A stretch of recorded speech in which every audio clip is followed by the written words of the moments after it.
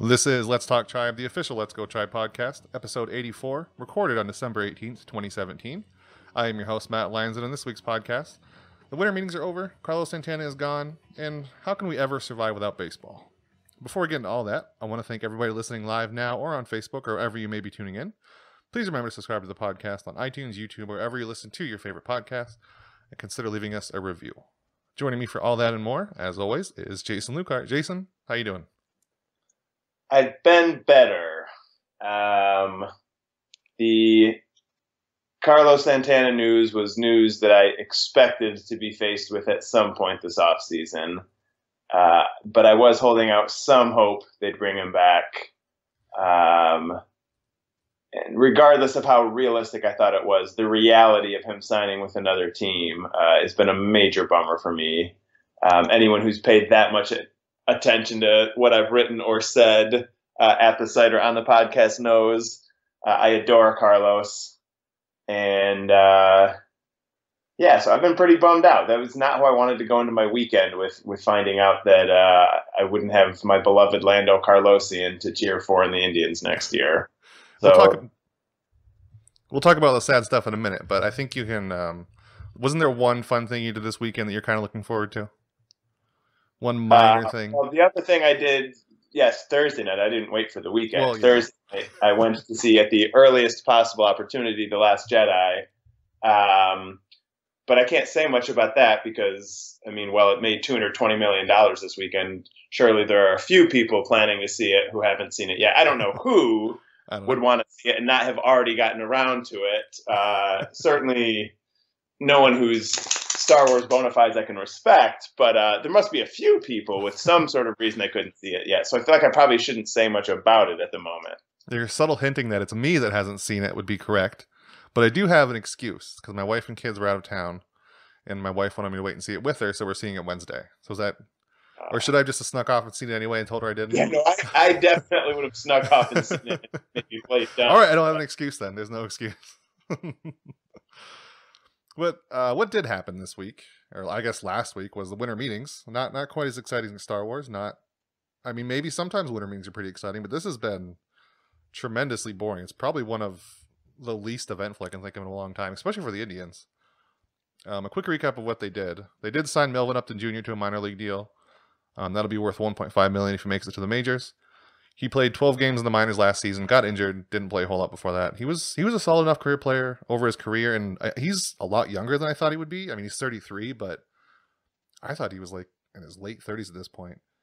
And the most memorable Indians thing about him is that he was the one who kind of messed up the play for the Tyler Naquin walk-off home run a couple years ago. So that's the way he's tied to the Indians a lot. This feels a lot like the Austin Jackson signing. That was the Indians' big, quote-unquote, big transaction of the offseason. To this point, they also signed, and I'm not making this name up, I swear, it's Luis Alberto Bonilla to a minor league contract. John Hammond tweeted it today, and if he's tweeting that kind of deal, that tells you how the offseason has gone so far. He's a 27-year-old right-hander who's been all over in the minor leagues. He had an 8.10 ERA last season with the Reds, so he was part of the Reds' just overall awful bullpen, but maybe he can be kind of like the next out-of-nowhere reliever the Indians have. I don't know. But they did trade another reliever. I think the last time we did our episode, the only reliever gone was Brian Shaw, who of course signed with the Mets. In that time, Sean Armstrong, he was traded to the Mariners for $200,000 in pool money next year. And the important thing there is that Armstrong doesn't have any more options. Anyone who's watched the Indians and Armstrong over the last couple of years has seen just how many times they've transferred him between here and Columbus. So it kind of makes sense that he didn't really have a place on the Indians roster if they didn't think he'd stick, because clearly they haven't had confidence in him a lot. He's a high strikeout guy, but he walks a ton, so they're going to give him up and try to develop some more players down lower. And then, of course, Carlos Santana signed with the Phillies, 3 years, $60 million. We'll talk about that one in a minute, but first, let's talk about the big acquisitions of the Indians, Jason. Melvin Upton Jr. and Luis Alberto Bonilla. So how are you feeling about this offseason? Does it compare to last year when they got that Edwin Encarnacion guy? I don't think it's even close, right? There was a time when the Indians getting an Upton was something that I wanted very much. But at this point, to the extent that I might still have wanted the Indians to get an Upton, Bossman Jr. is not moving the needle very much. like you said, though, it's sort of the equivalent to the Austin Jackson signing last year. The Austin Jackson signing worked out, I think, pretty much 99th percentile of how well you could hope a signing like that would turn out. Upton probably won't do what Jackson did for the Indians. But I also think Indians fans should prepare themselves for an offseason filled with moves of approximately that caliber and not much bigger. I don't think it's.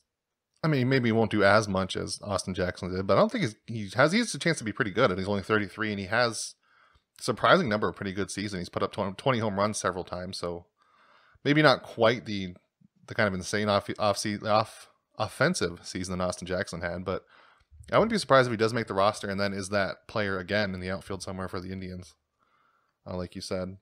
But Carlos Santana, that doesn't feel good at all. That's 3 years, $60 million with the Philadelphia Phillies.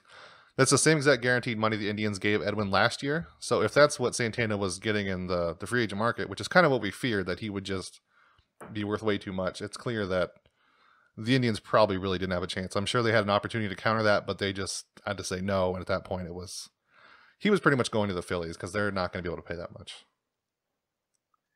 Yeah, I mean, I'm sure what you said. That once they had that offer in hand, they reached back out to Cleveland and said, "Hey, this is what we've got. Do you want to match it, or how close can you get to it?" And I suspect Cleveland told him, we're happy you're getting a contract like that. We can't make that work for us. So all the best to you in Philadelphia. How much do you think that was like really what he was getting in the free agent market, or how much of that was the Phillies they do have a lot of money and they want to get somebody big? Like if the Phillies didn't come along, do you think he would have made that much? Or because the Phillies were tied to a lot of players this offseason and they just happened to get Santana, I think. And I don't think it's an exorbitant amount of money, but that's quite a bit for Santana for 3 years. Yeah, I mean, I think it's market value, but I think it's probably, I think he was wise to take that offer. I don't think, if he had waited 2 months that someone else was going to come out of the woodwork and offer more than that. I think the Phillies are trying to hit next offseason looking like they have the framework to be an immediate contender, so that they can go after someone like Bryce Harper and say, you can put us over the top. You're not going to be joining some sort of in-process rebuild. I feel like they needed to do something this offseason. They've got a lot of money. I mean, they've run with a top 5 or 6 payroll before, and I think, they probably have the revenue streams to not be that far off that in the future when they want to. And I'm sure Bryce Harper is the guy they're looking at. Obviously, a lot of teams with a lot of money are going to be looking at Bryce Harper a year from now. But I think the Phillies' only real chance to be players for someone like him next year is to have a much improved team for next year. So I think, Santana makes them look like a more viable landing spot for someone who wants a ton of money, but also probably wants to, continue to be playing in the postseason and going after a ring. Yeah, the Phillies are in kind of a weird spot that they obviously want to be. I mean, they want to be in the running for Bryce Harper next year, but they're not a great team right now. So like you said, they have to build something to show that you're not coming to a train wreck, and please don't go to the Yankees. I imagine it's not going to be between too many teams because of how much Bryce is going to get paid. But I like the idea of Bryce in Philly. I have no real general feelings toward the Phillies other than stop stealing our great first baseman, but I think that'd be neat. Maybe you'll see Carlos Santana get a ring, or at least get to the World Series and lose to the Indians. So I'm fine with seeing Santana winning, especially if it's like with Bryce Harper. That's a good point. Because next offseason, everybody's talked about it a ton, but that is the big one. If Manny Machado doesn't sign an extension anywhere, he's going to be a free agent. Bryce Harper is a free agent. I believe there's a couple more. I can't think on the top of my head, but next year is the year everybody's aiming for one way or another. The Phillies just have an interesting way of doing it. Like the Yankees are the Yankees. What do they have to do to build for it? And other teams with big payrolls, they're most of the time they're good for a while, but the Phillies have been so bad for so long, it's going to be hard to prove that you can come here and still at least win something, which I think Santana does quite a bit. He's probably the biggest free agent this offseason, I think, besides like Darvish maybe. So it does go a long way towards doing that for him. Yeah, well, I mean, because the only potentially better free agents, Darvish, who you mentioned, and I think our Eric Hosmer and JD Martinez, but those guys are going to cost so much money that they potentially limit a team's, ability to give someone a, I don't know, $400 million contract next offseason, 500. I mean, if Bryce Harper, it'll depend a little bit on how his 2018 goes, but if he has a big 2018, I think he'll shatter the record for biggest contract.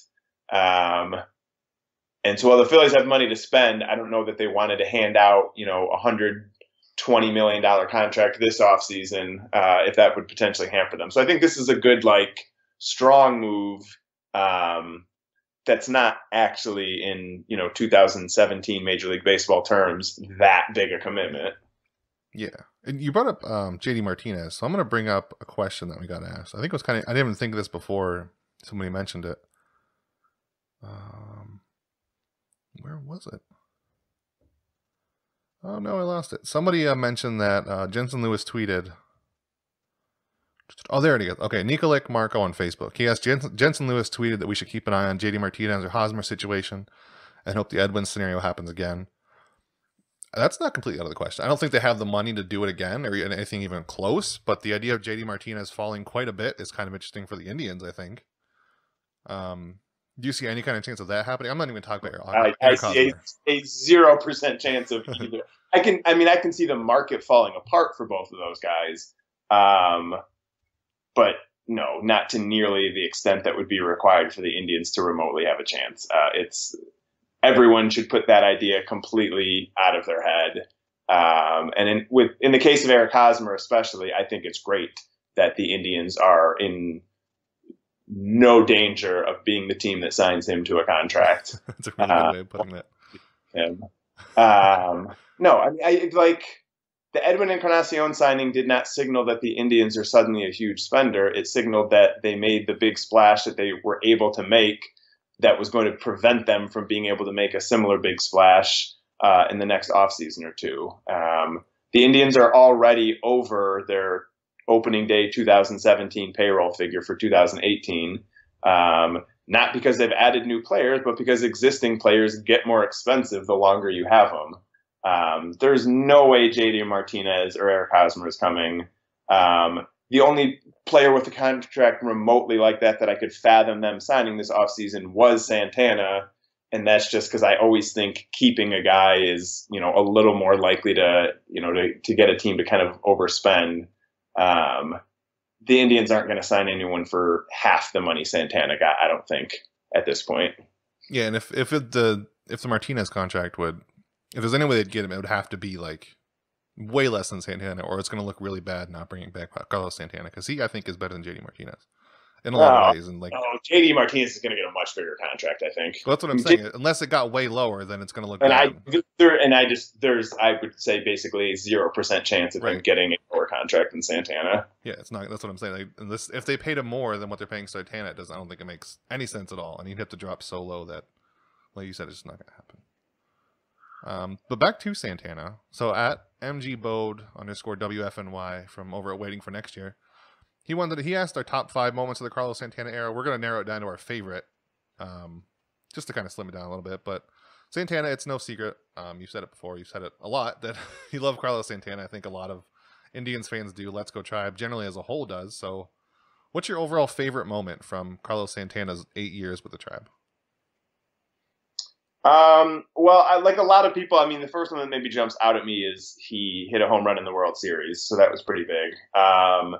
But really, I have a hard time picking a moment just because, I don't know, in a lot of ways, baseball to me isn't about moments just because there's so many games and it's in some ways just the accumulation of moments that you only half remember. You just kind of, the overall sense they give you when they compile is what stands out.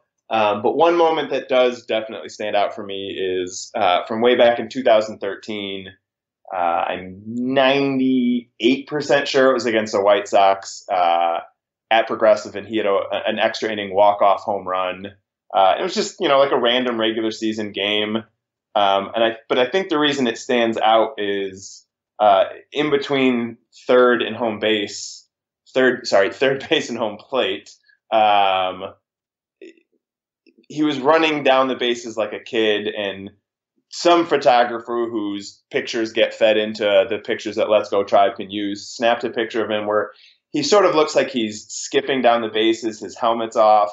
I probably used that picture for like 5 different posts during like the year and a half after it first was in the database. So in large part because I so fondly remember that picture, the home run that led to that picture is probably my favorite Carlos Santana moment.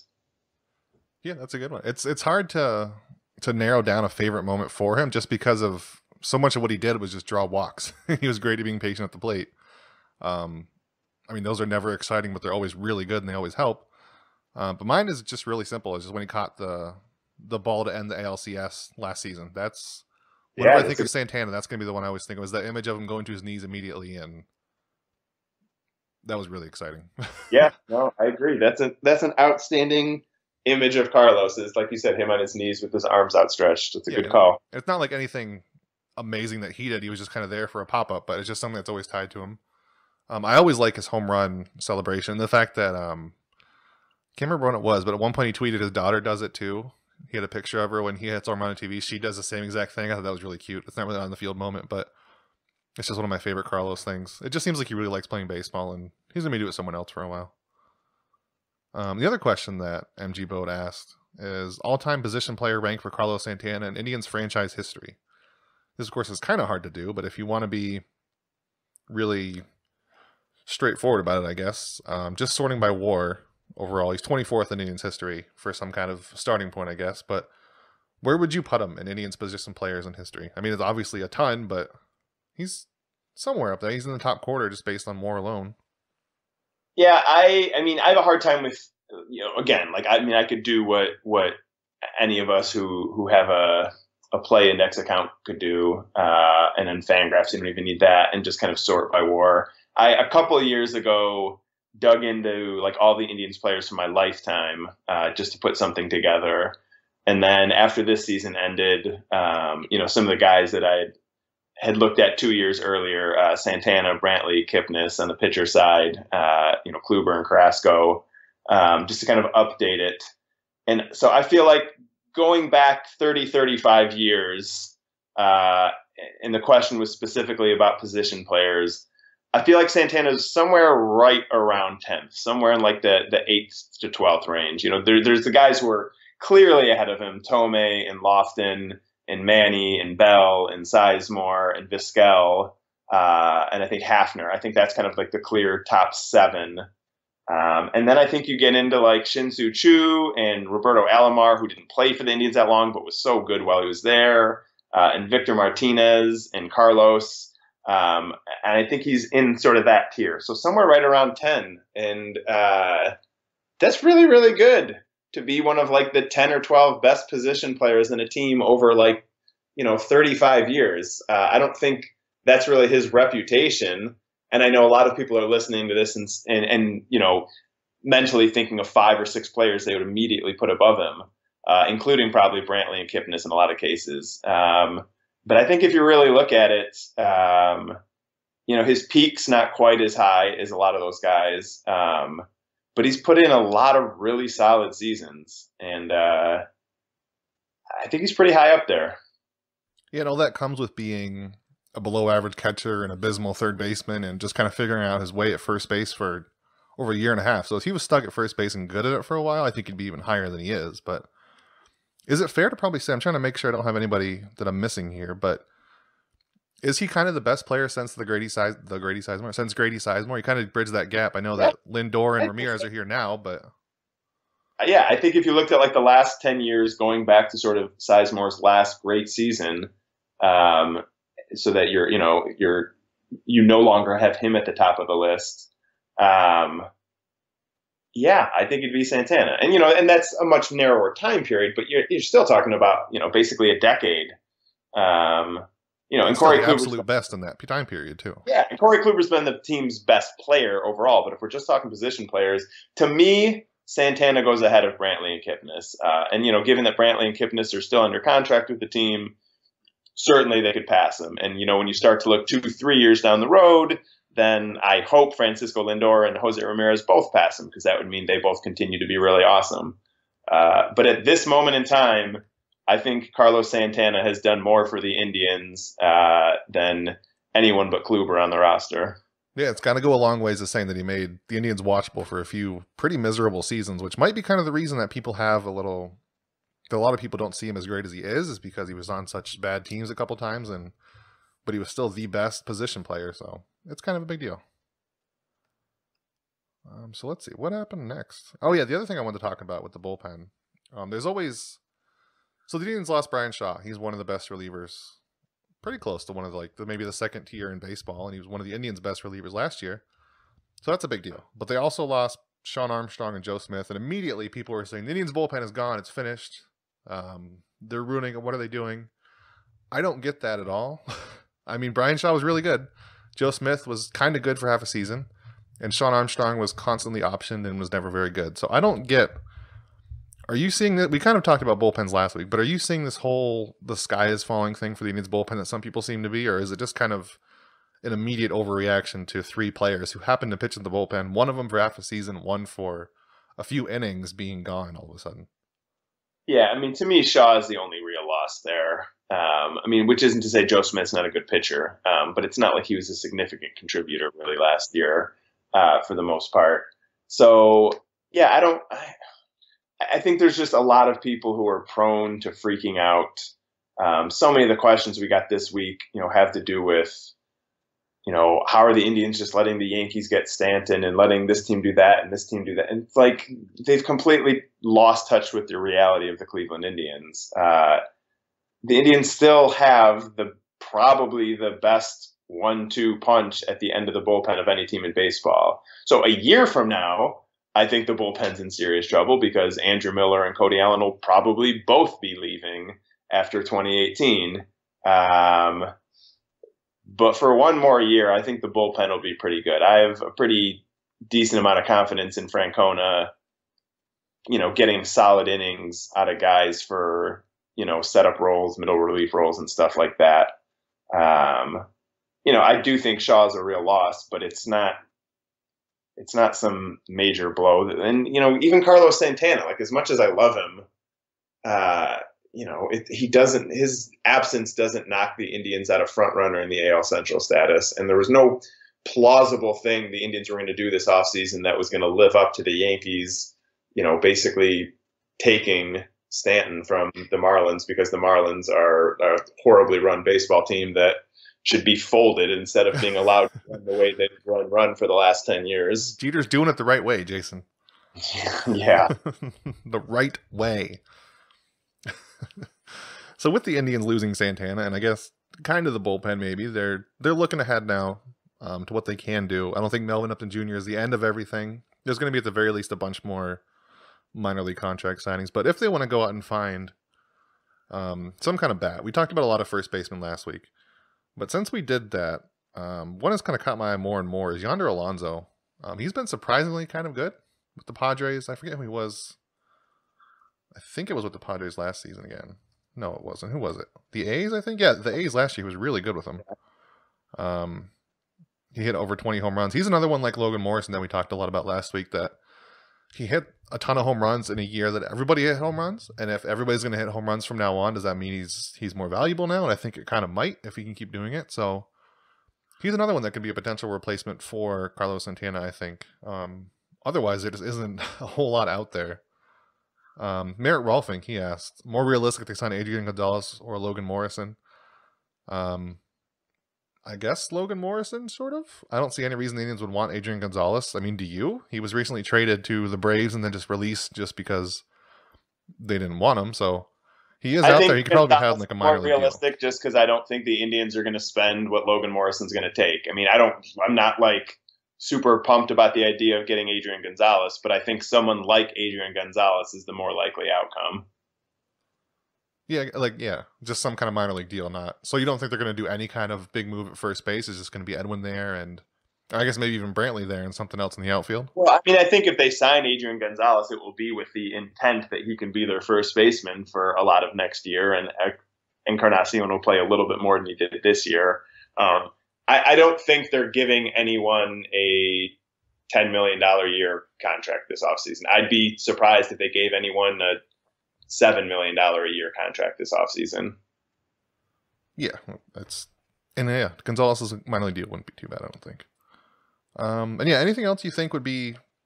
I mean, there's no big contract they can do, but anybody else you've had your eye on that they could do a minor league deal for, or just you just think they sign a bunch of minor leaguers? I have my eyes on minor league deals. I like when guys get signed to one, I note it and like, well, kind of look closer at them.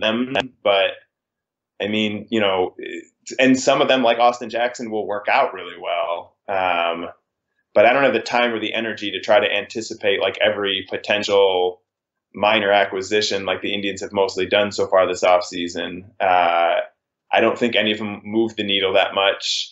And as I've said already tonight and said multiple times last week, like the Indians don't need to move the needle that much. I know people want to have the best team on paper going into the season. The Indians aren't going to. They're going to be slightly behind a couple other teams in the American League. But unless things go very wrong, they're going to win the division again. And then, they're not going to be the favorites in the postseason. And the most likely outcome is not going to be them winning the World Series. But if they sign Logan Morrison, the most likely outcome is still not going to be them winning the World Series. If they sign JD Martinez, the most likely outcome is still not going to be them winning the World Series. Like, it's just the nature of the beast. And I don't know. Maybe I've just been around too long. I don't know how people can continue to get so bent out of shape that the Indians can't operate with a $180 million payroll. And I know you're not asking about guys that would bump the payroll up that much.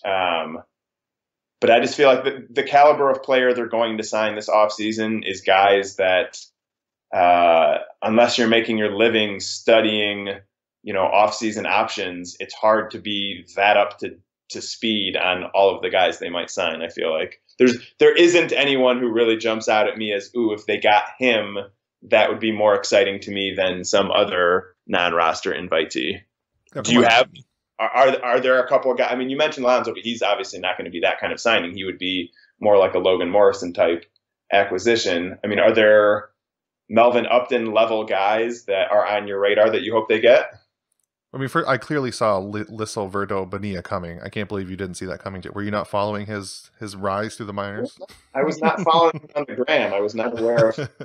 No, I don't have anybody either. I mean, is Pedro Alvarez? Can he be like a minor league deal? I don't know. He's not really great first baseman, but I don't know. There isn't a whole lot because again, like first basemen are ones you don't usually get on those kinds of deals, and it's going to be weird what the Indians try to do. I don't know if they're going to just slap Brantley at first, maybe Jason Kipnis there, or what they do, but I don't have any either really on target. Those, they just kind of come out of nowhere, like you said. And last week we talked about, speaking of Jason Kipnis, that the Indians and Mets were supposedly talking about trading for him, and it seemed like at the time the Indians, it was going to be kind of like a dump situation, like we don't have a place to play him. You guys might need a second baseman. Here, do you want him? Give us some stuff.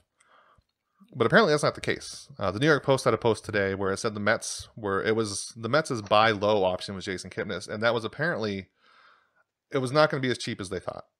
Two anonymous sources within the Indians, they told New York Post that while the Mets and Indians have discussed the trade of Kipnis to fill the Mets' hole at second base, the Indians' desire and need to move Kipnis is not as strongly perceived. And that's from the way they put it was two industry sources said in the condition of anonymity. That could be from the Mets or from the Indians. Somebody's saying that the Indians are wanting a lot more for Jason Kipnis than initially thought, which is kind of interesting that the Indians, they're not looking to just dump one of their most popular players and one of their team leaders. So I guess that goes as a good thing.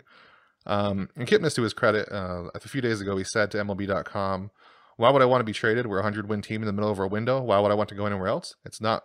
And it's with all my best friends. I want to be with the Cleveland Indians. I've been here forever. I'm comfortable here. And I've always wanted to finish what we started." So as far as just a person, I don't want him to be traded. I thought for a while it might make sense to trade him as a baseball thing. But I'm also not too upset that it looks like the Indians are not going to let him go for nothing. They're going to find some place to play him. I know you've been on the train of keep him at second and put Jose at third because the third base options just aren't that good. And if they want to do the whole Jose at second thing, they can maybe try him at first. But I think at this point, it's kind of clear they're going to try to put him somewhere, and they're not just dumping him off to the Mets like it kind of seemed like last week at some point.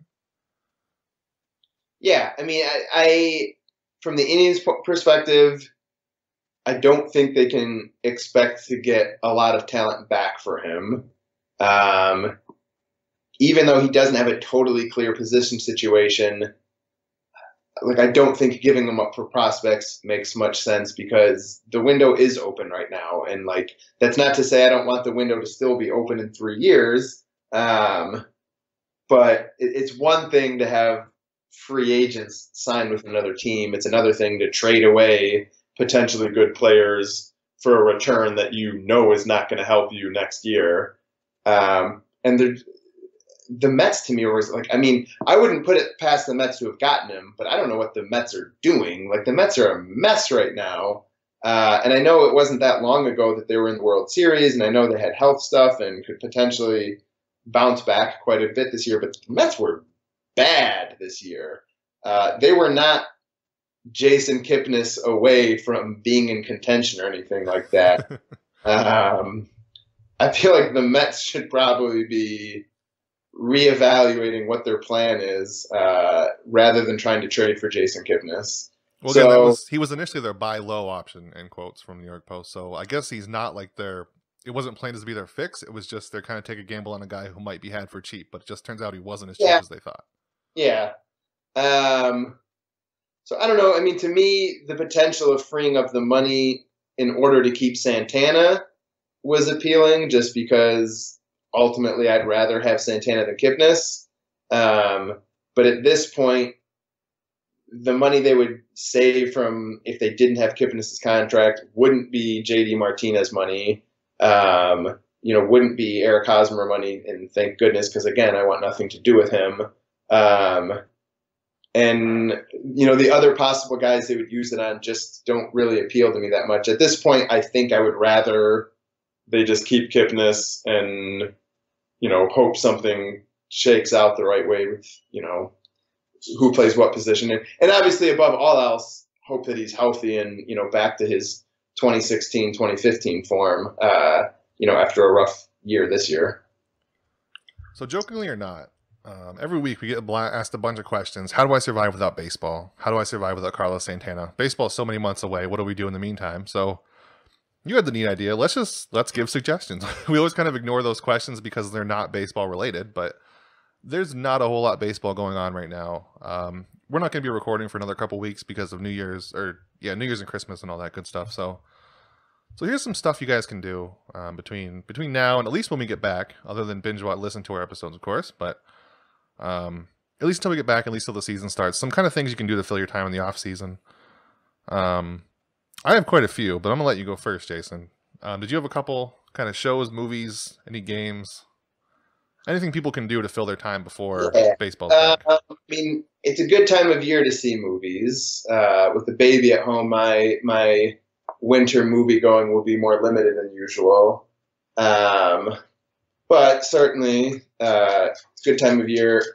If you like big blockbusters, it's not quite as big as summer, but there are some pretty big movies. But really, if you like prestige movies, awards movies, some people would just say good movies. There's a lot going on. Having already seen The Last Jedi, the movie in the next few weeks, the one movie that I'll be sure to find a way to see is Phantom Thread, which is the new Paul Thomas Anderson movie with Daniel Day-Lewis. And he plays some sort of dressmaker. And I know for a lot of people, a movie about a dressmaker is not that appealing. But this is the team that made There Will Be Blood, which I think is the best movie of the last 10 years. So as soon as I found out there's a new Paul Thomas Anderson movie starring Daniel Day-Lewis, it literally did not matter what you told me what it was about. I was going to be in line to see it. So for a single movie, that would be my top recommendation. There's so much good TV right now. So if you've missed any of the great shows this year, my favorite TV drama these days is The Americans, which is on FX. Highly recommend it. Better Call Saul is fantastic. I love BoJack Horseman on Netflix. If you're looking for a 30-minute show, BoJack Horseman is both hilarious and also like I think a better look at depression than Mad Men was. And I would highly recommend BoJack Horseman. Let's see, beyond movies and TV shows, I would give you book recommendations, but I've been terrible about reading this year. But we should all read more books. How about you? What do you got? Before I get to mine, I want to say I did not know about the Daniel Day-Lewis movie, but I'm all in on it now. There Will Be Blood is easily, if not my favorite movie of all time, one of the top 3. That was so, Yeah. and if he's in anything, I want to watch it from now on. That was like my first Daniel Day-Lewis movie, I think. Daniel And Day-Lewis announced that he's retiring from movies, and obviously something like that, a guy can always change his mind. But it's at least possible that this is the last movie he's ever going to be in, so I wouldn't miss it. so mine is basically just kind of a summary of how I spent my off season between writing, and kind of how you can do it too. So I have games that I play a lot. The 3 main ones is Rocket League, which I don't know if you've heard of that, but it's basically soccer with race cars. Anybody who's even mildly into sports, I think could get into it. You're going to look really stupid playing for a while, but over like a year and a half, maybe 2 years, I think like 70 hours into it, and now I'm finally to the point where I can hit the ball consistently. So, just a couple hours of work, you'll be there. It'll be good. But even when you look really dumb, it's a super fun game to play. A couple Let's Go Tribers play it too, and me and Matt and Tyler try to get to do it together and do it. It never works out, but we're going to do it eventually. It's really fun to play with other people. Another one is No Man's Sky, which is a game that was perceived as really bad when it came out because it was this big hyped up thing. It was going to be great. You can fly through space, do what you want. And then it turned out it's just kind of the same thing in different, like things are swapped out and you're doing the same thing multiple places. But if you can get it for like $20 at GameStop, it's not a bad small little indie game to play once in a while. Listen to a podcast, some music, something like that, and just play it in the background. In this third game, I'm not necessarily proud of, but I've been playing a lot of Animal Crossing Pocket Camp, which is a nice little mobile game where you just kind of, if you've ever played the mainstream Animal Crossing games, they have all little villagers. They're all kind of in your camp, and you do things for them and try to get them to come over and hang out in your camp. I don't know. That's the goal of the game so far, from what I can tell, and it's surprisingly fun. And I've been playing a lot of it, so if anybody does decide to play it, just go ahead and DM me on Twitter. I don't know how to add people besides like being connected on Twitter or whatever, so go ahead and do that, and I'll add you on there. That one, it sounds really stupid, especially if you've never played like regular Animal Crossing, but it is surprisingly fun just to. It's one of those games you just kind of pull out and do anywhere, which are kind of the best mobile games. And it's also Nintendo, so it's got a bunch of polish. It's not just some junkware that a lot of mobile games are. I knew you'd recommend a lot of TV and movies, so I want to do something kind of different you can watch. I watch way too much YouTube, and we've talked about Twitch before, but 3 kind of, not exactly like unknown YouTube channels, but I watch a lot of really popular ones. But these are the 3 that are not the most popular, just kind of interesting you can check out. The first is one, it's Nikki Jakey, Nakey Jakey, and he's just kind of a guy who likes video games. He sits on a bounce ball for some reason. He does his videos. If you were like around and played video games in the 90s and 2000s, it's really nostalgic the way he talks about like the PlayStation 1 era, and he just gets into really specific things about games that are really interesting. So that's one good one. The other one is one called Documentary TV, which since I've got a puppy, I've been really into watching dog things. And this one, it's really well produced. I mean, as far as I know, it's just some guy who likes dogs and making movies. But he goes to these different dog owners and dog breeders and records just like about specific breeds. And it's really neat, especially if it's a dog you have, and to see kind of like the top shelf, top breeder, how they deal with their dogs and kind of feed off that. It's really interesting stuff. And like I said, I think it's just one guy who's a really good production value. And the last YouTube channel is kind of a weird one. So it's called Firebox Stove.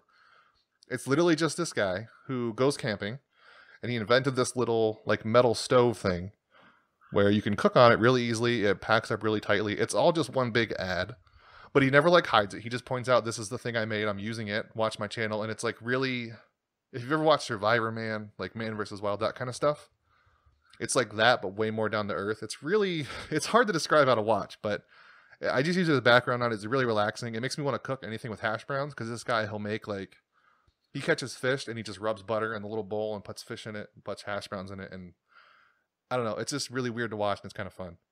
And the last suggestion, just in general, is pick up another sport. If you only watch baseball, just give something else a try in the off season. My go-to one is usually hockey, which is in a really good place right now, I think.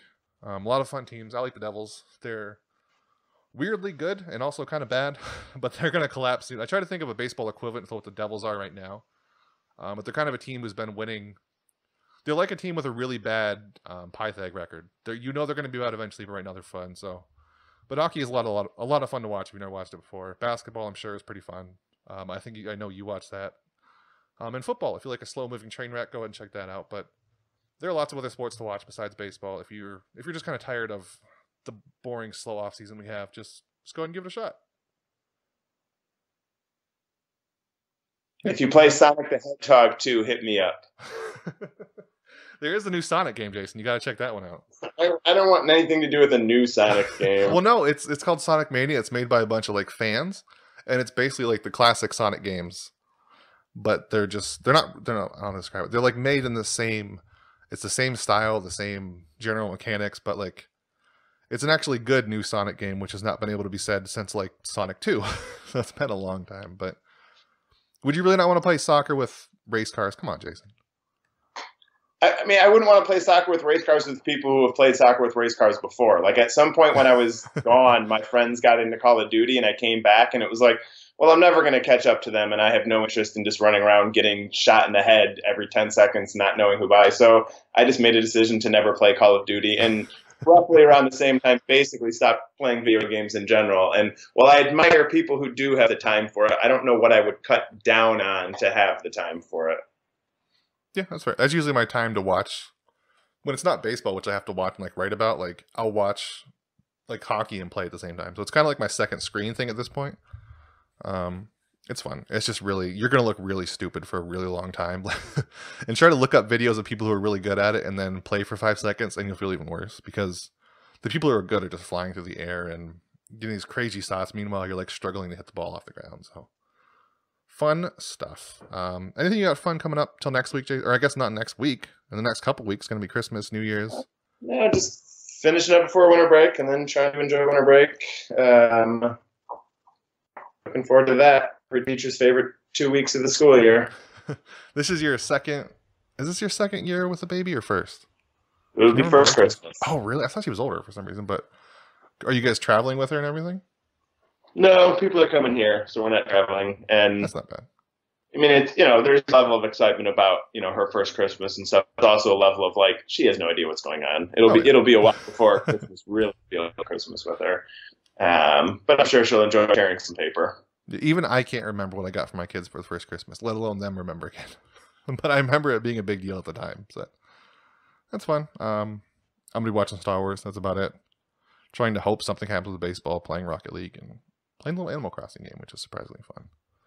So, Jason, talk to you in a few weeks. Everybody else, we'll see you then.